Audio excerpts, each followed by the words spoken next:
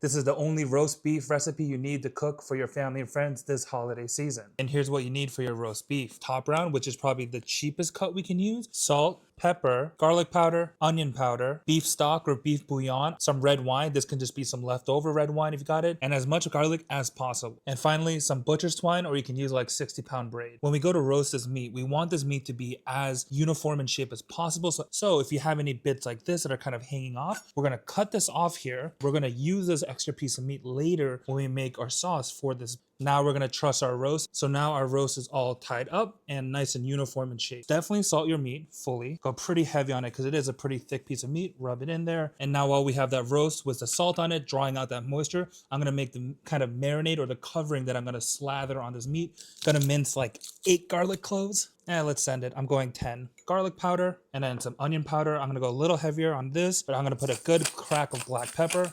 And then finally, just a touch of olive oil. And then we're going to take that garlic mixture that we made earlier and just slather it on that. And then we're throwing this into the oven at 250 degrees for about an hour and a half to 2, depending on the size of your meat. So it's really important to have a thermometer that you can put inside to check the internal temp. What we're looking for is about 135 to 140 for a medium rare. Now that the roast is in our oven, let's make our sauce. Kind of the offcuts of meat. We're going to mince this up really thin, and then we're going to throw that meat into a pan. And while that meat's in the pan starting to brown and cook, we're going to mince up a shallot, and we can throw those shallots right in. So what we're looking for was that meat and the shallots in there. There's this dark fond that's forming on the bottom. Now once that's in there, we're going to take a little bit of wine first, splash it in, and we're going to start scraping up all the stuff off the bottom. Once we have most of that cleaned up, we're going to take more wine, and we're just going to pour it in. We're going to go and put this back on the heat on high and let this reduce down to half. Now it's been about 7 minutes. That red wine has reduced by half. Now we're going to take that stock. This is about 1 cup of water and stock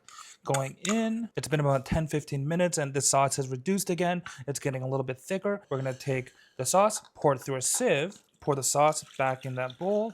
Gonna put a little spoon of sugar in there, our final seasonings, good crack of black pepper, and we're gonna get this back onto the heat to reduce. Now the sauce is reduced again for another 10 minutes or so. We're gonna do a little bit of a Kirsch technique, which is a dirty spoon on butter, a knob or 2 of butter right in there, and we're gonna heat it right back up before we're ready to serve. All right, so it's just been about an hour and a half now. It's at 133, so it's a perfect time to pull this out. So what we're gonna do is we're gonna take some foil, and as hard as it is, we're gonna wrap it in foil, cover it with a cloth, and we're gonna leave it here for about 30 more minutes to let it reabsorb those juices. All right, so the string is off. Let's just do this. Let's go right down the middle. Let's see how we're looking. Oh yeah, perfect pink all the way through. And we're gonna finish this off with the sauce that we made.